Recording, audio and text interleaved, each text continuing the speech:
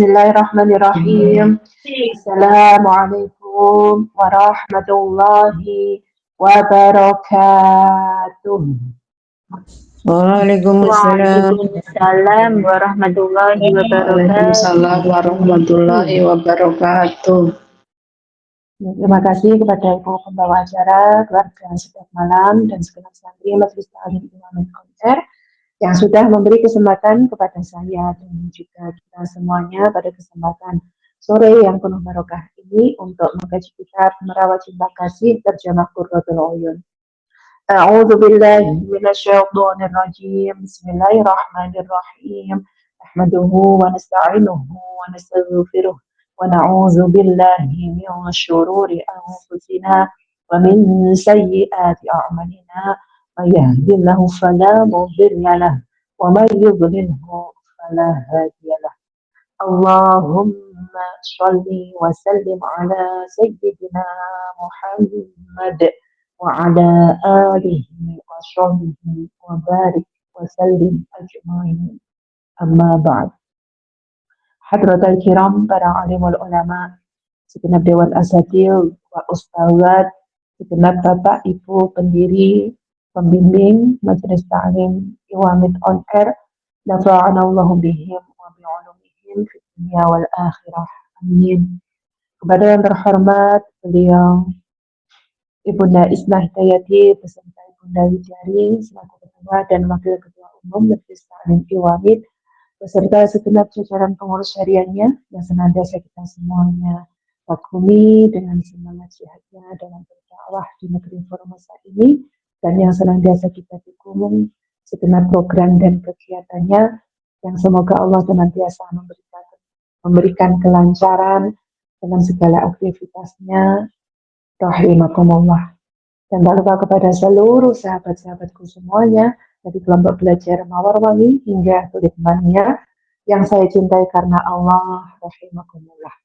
Hamdan wa syukran lillah, puji syukur kehadirat Allah Ta'ala yang mana fi hadayamil mubarak fi asy'adul ayyam yaumul jum'ah mubarak 28 November 2025 Masehi bertepatan tanggal 7 Jumadil Akhir 1447 Hijriah. Allah masih memberi kesempatan kepada kita untuk bermujalasah, untuk bermuwajahah atau bertemu suara kita di aula umum Majelis Ta'lim Iwamid On Air dalam keadaan sehat wal afiyah, zahiran wa batinan insyaallah.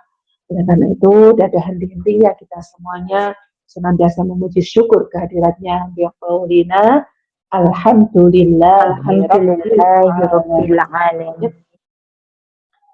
Allah, Allahumma sholli wa sallim wa barik alaihi wa ala alihi wa ashabihi. Kedua kalinya sholawat serta salamnya Allah senantiasa kita sanjungkan kehadiran insan pilihan Nabi akhir zaman, Nabi yang telah menuntun umatnya minaz zulumati ilan nur, dari zaman jahiliyah menuju zaman Islamiyah dengan membawa risalah kebenaran yang Islam, agama Islam. Dan semoga dengan senantiasa kita semuanya memperbanyak bacaan sholawat kita, mengagungkan asma Rasulullah, serta mengikuti segenap sunnah dan ajaran-ajaran beliau. Semoga kita semuanya digolongkan sebagai umatnya yang senantiasa mendapatkan keberkahan di alam dunia ini, dan yang senantiasa kita harapkan syafa'ah hudumah ataupun pertolongan besar beliau kelak yaumil qiyamah. Amin ya rabbal alamin. Masyaallah muslimin muslimat segenap santri Majelis Ta'lim Iwamid rahimahullah. Puji syukur kehadirat Allah di sore hari ini kita bisa bersama-sama bersilaturahmi lagi, bersilaturahmi lagi. Alhamdulillah. Ya, bismillahirrahmanirrahim. Kemarin yang terakhir kita sudah mempelajari tentang kewajiban suami atas pendidikan istri, sudah selesai. Kemudian batas ketaatan antara suami istri sudah. Nih, yang sekarang babnya yang punya kitab di halaman 188 ya. Bismillahirrahmanirrahim. Etika pergaulan suami istri. Nih, insyaallah sudah mau di khatmil kitab ataupun di pungkasan kitab matanya. Jadi sudah rangkaian ataupun rangkuman dari merawat cinta kasih ya, dari awal sampai akhir sudah dirangkum. Ya. Ya, Bismillahirrahmanirrahim. Etika pergaulan suami istri. Pengarang kitab An-Nasihah menerangkan bahwa suami harus mengajari istrinya tentang hal-hal yang ada kaitannya dengan kehidupan perkawinan dan ketertiban dalam urusan rumah tangga. Hal-hal yang berkaitan dengan perkawinan ini banyak sekali. Bahkan banyak hadis Nabi yang memberikan penjelasan dan ancaman berkenaan dengan berbagai persoalan tentang perkawinan. Nih, insya Allah kan di depan sudah diterangkan ya ibu-ibu semuanya dari awal-awal keutamaan menikah, kemudian dirangkai dari manfaat bahaya nikah, keutamaan memberi nafkah kepada keluarga. Di situ sudah banyak sekali yang sudah kita pelajari dalam kitab Qurratul Uyun ini. Sama halnya di dalam kitab An-Nasihah, ya. Jadi ini berkesinambungan ataupun juga ada kaitannya dengan kitab An-Nasihah. Bahwasanya pernikahan maupun perkawinan itu pasti ada perbedaan ataupun persoalan yang dihadapi dalam rumah tangga. Nggak mungkin ya rumah tangga itu kok mulus, terus lancar, bahagia, terus biasanya kan pasti ada sandungan, ada kerikil yang menghalangi dan sebagainya. Sama seperti kita dalam dalam jalan saja ya Bu, ya kadang kejedot, kadang kecengklok dan sebagainya. Sama halnya ya, dengan kehidupan dan juga kehidupan nyata maupun dengan perjalanan rumah tangga kita semuanya. Pasti kita pun pernah mengalami hal-hal tersebut. Dan ya, jadi banyak hadis maupun juga hal-hal yang berkenaan dengan rumah tangga. Al-Imam Al-Ghazali dalam kitab Ihya menuturkan bahwa kata-kata indah dan memuaskan dalam masalah hak suami atas istri adalah nikah. Itu merupakan bagian dari perbudakan. Oleh karena itu, istri wajib taat kepada suami secara mutlak dalam segala hal yang dikehendaki suami atas istrinya. Selama hal itu bukan merupakan maksiat kepada Allah Subhanahu wa Ta'ala. Ya, dalam kitab Ihya pun juga disebutkan bahwasanya kata-kata yang indah, memuaskan kepada istri maupun suami, memenuhi hak istri maupun suami, nih, itu juga istilahnya itu kalau sudah berumah tangga nih ya, apalagi seorang wanita, seorang perempuan, kan diibaratkan kayak berbudake ataupun yang harus menaati perintah kan seperti itu ya. Memang sebenarnya kodratnya wanita itu seperti itu ya. Memang sebenarnya ya kalau kita mengacu kepada bab hadis ataupun sunnah-sunnah Rasulullah bahwasanya memang kita semua ini sebagai istri itu harus berada di lingkungan rumah kita sendiri, ya. Beda dengan kita yang saat ini jauh dari suami, jauh dari anak, jauh dari keluarga dan sebagainya. Sebenarnya ini bukan ciri-ciri wanita yang taat ataupun solihah sebenarnya, ya, secara syariat ya Bu. Gitu. Ya, jadi kita harus menyadari memang bahwasanya ya dengan seiring berjalannya waktu, kemajuan zaman, apalagi setara wanita itu setara dengan laki-laki dalam hal pencari pekerjaan dan apa nih. Kalau zaman dulu kan kita sebagai wanita itu ngandal nih hasil kerjanya suami. Ya.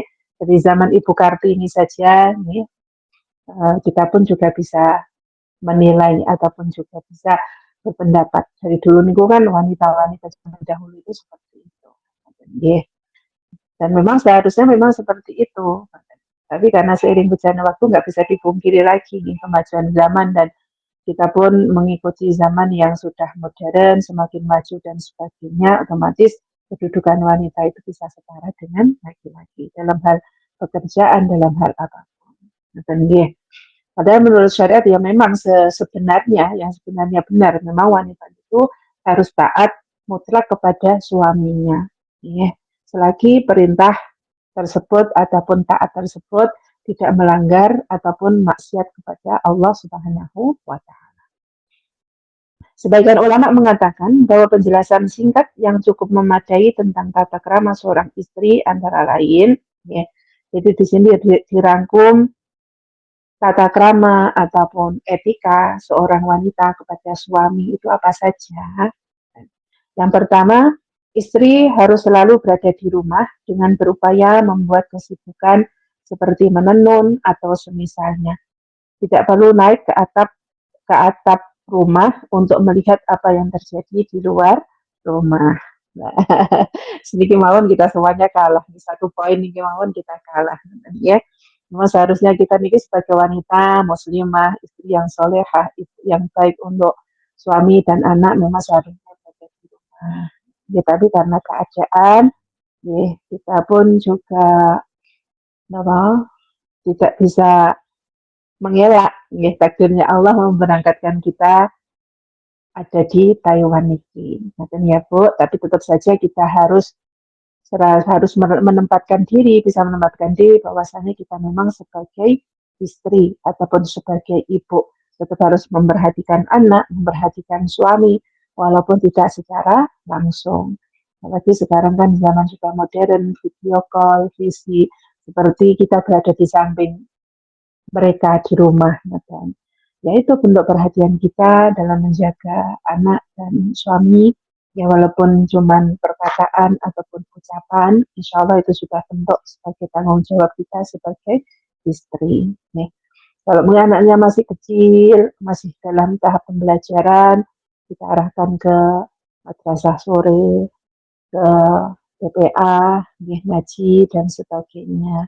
Ya, kita titipkan anak-anak kita kepada orang-orang yang mempunyai ilmu. Insya Allah itu juga sarana kita tanggung jawab kita sebagai ibu. Walaupun kita tidak harus di rumah. Ya. Kemudian tidak banyak bicara dengan tetangga. Kalau di kampung sulit ya Bu seperti itu. Biasanya kalau sama-sama punya anak kecil, biasanya ya sudah ngumpul di mana titiknya, biasanya anaknya bermain bersama, nggak begitu biasanya yang ngumpul.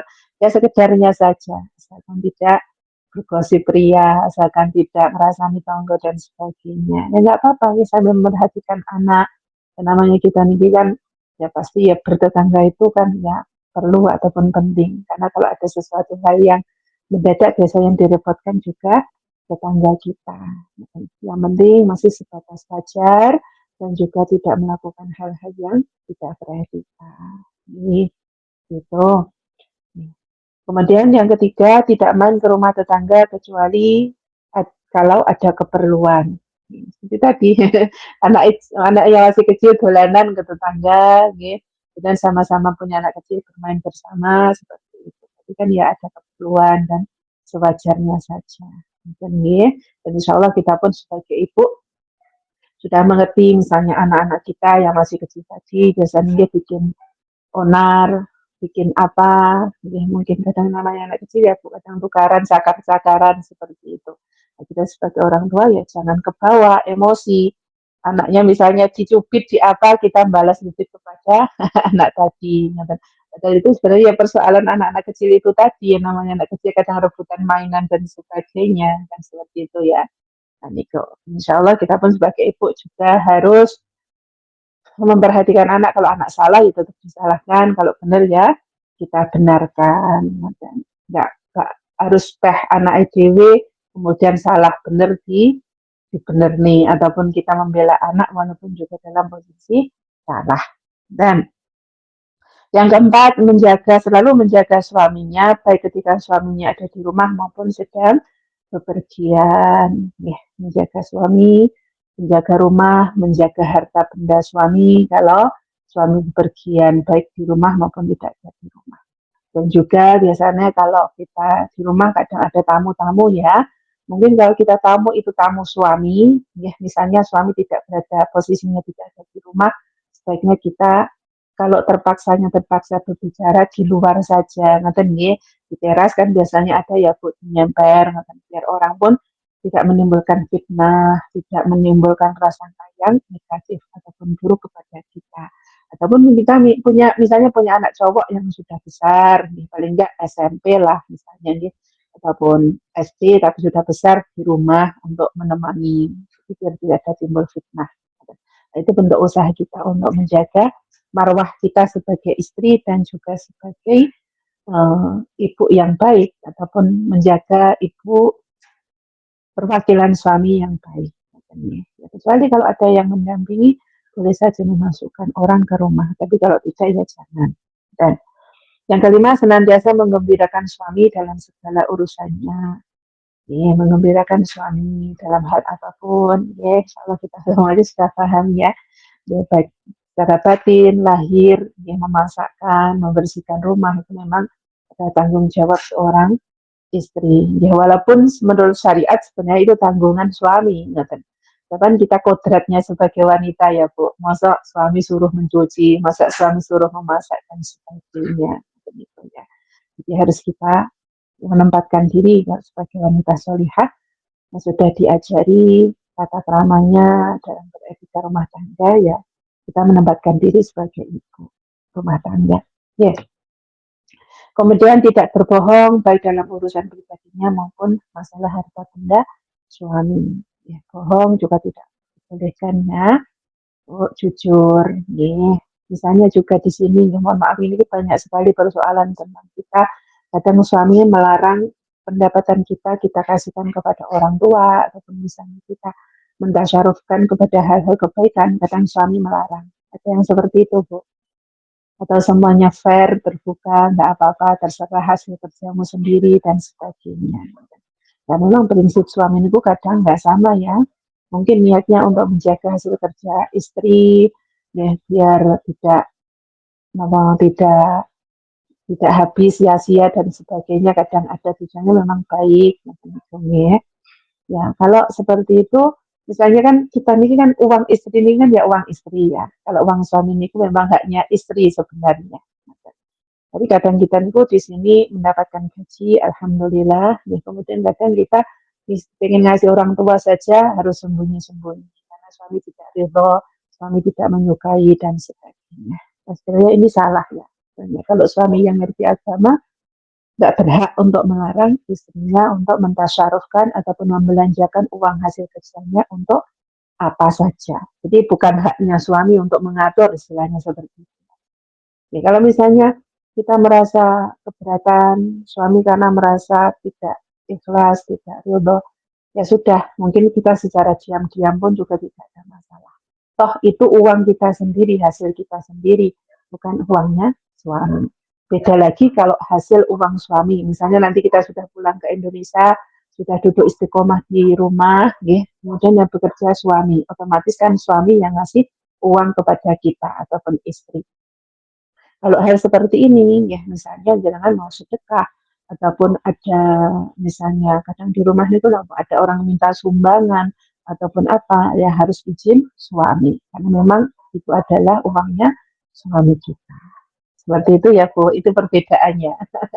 Ya alhamdulillah kita semuanya di sini alhamdulillah masih bisa independen ataupun mandiri, katanya mendapatkan gaji sendiri, maka disyukuri ya nanti kalau kita sudah pulang ya tetap harus hormat kepada suami, izin dulu boleh ataupun enggak. Dan biasanya sudah dibicarakan dari awal yang misalnya ada pengemis, ada apa itu yang namanya pengamen dan sebagainya, boleh enggak mas ngasih ya. Kalau misalnya suaminya bilang ya kalau ada uang silahkan, kalau enggak ya jangan, enggak ya enggak usah misalnya. Nah kalau seperti itu kan sudah diridhoi, sudah diperbolehkan. Jadi nggak ada masalah misalnya mengasihi kepada orang tanpa izin langsung kepada suami. Dan ya, jadi tidak ada kebohongan, tidak berbohong kepada suami kita. Yang ketujuh, tidak keluar rumah jika tidak mendapat izin suaminya. Jika ia keluar rumah dengan izin suami, itu pun sebalik. Sebaiknya ia dilakukan dengan menyamar, memakai pakaian yang jelek-jelek, mencari jalan yang sepi, tidak melalui jalan umum atau pasar. Masya Allah, sekarang sudah sulit ya seperti ini ya Bu. Lagi kita sekarang nih, alhamdulillah nih biasanya setiap rumah itu sudah punya kendaraan masing-masing. Nggak cukup satu dua, biasanya ini satu rumah. Ya. Yang penting kita izin dulu kepada suami mau bepergian kalau sudah di rumah nanti ya. Ataupun mungkin kalau kita mau kondangan kemana, ya mending bareng saja, dan dijadwalkan bareng. Jadi tidak ada timbal fitnah dan sebagainya. Dan juga biasanya kalau kita semuanya ini masyhurnya umumnya kalau Pergian pasti pakaiannya lebih yang dipilih yang cantik-cantik. Oh, pakaian yang cantik-cantik, pakaian yang bagus-bagus. Jarang yang pakaian jelek-jelek. Ini yang harus kita perhatikan. Ya, Bu. Ya, biasanya malah kesempatan pakaian yang bagus-bagus dipakainya di keluar kalau waktu keluar, kalau di sini kan nggak mungkin katanya, atau waktu di rumah nggak, kayaknya malah nggak pernah pakai pakaian yang bagus-bagus. Ya, insya Allah kita bisa menempatkan diri, insya Allah ya, bersama-sama kita mencari ridhonya Allah, menjadi istri yang solehah, yang baik sesuai dengan aturan syariat agama Islam. Ya, mungkin itu saja dulu. Insya Allah kita yang punya kitab ataupun yang sudah di-share oleh Bu Puji, Bu Ulfa, kita pelajari lagi, kita baca lagi kalau punya waktu dan kesempatan. Insya Allah itu juga akan menjadi hasanah ilmu bagi kita semuanya. Mungkin dari bab talak tadi, bab kewajiban suami taat kepada istri, taat kepada suami dan sebagainya, sambil alon-alon di ngen-ngen ngoten. Artinya ngeten alon-alon kali dipahami. Insya Allah itu pun akan menjadi ilmu yang manfaat bagi kita semuanya. Insya Allah. Dan ya, karena waktu nanti masih ada doa, ngoten ya. Mungkin dari saya pribadi ada kurang lebihnya mohon maaf dan batin, dan juga kalau misalnya ada yang sensitif ataupun sesuatu yang kiranya kurang etis ditanyakan di atas di aula iwami, mungkin bisa pribadi ngaten nggih. Insyaallah seperti itu ya Ibu-ibu. Insyaallah ya, semoga kita semuanya sehat, keluarga kita sehat, senantiasa dalam lindungan Allah Subhanahu wa taala. Kita semua yang sudah berkeluarga senantiasa dijaga rumah tangganya, dijauhkan hal-hal yang tidak baik. Ya, semoga Allah senantiasa menjaga rumah tangga kita semuanya ilal jannah, insya Allah bersama-sama dengan suami dan keluarga kita. Amin ya rabbal alamin. Ya, ngatur mawon kurang lebihnya mohon maaf. Akhiran wabillahi taufiq wal hidayah wal wal inayah wal afu minkum. Wassalamualaikum warahmatullahi wabarakatuh. Waalaikumsalam warahmatullahi Warahmatullahi wabarakatuh. wabarakatuh.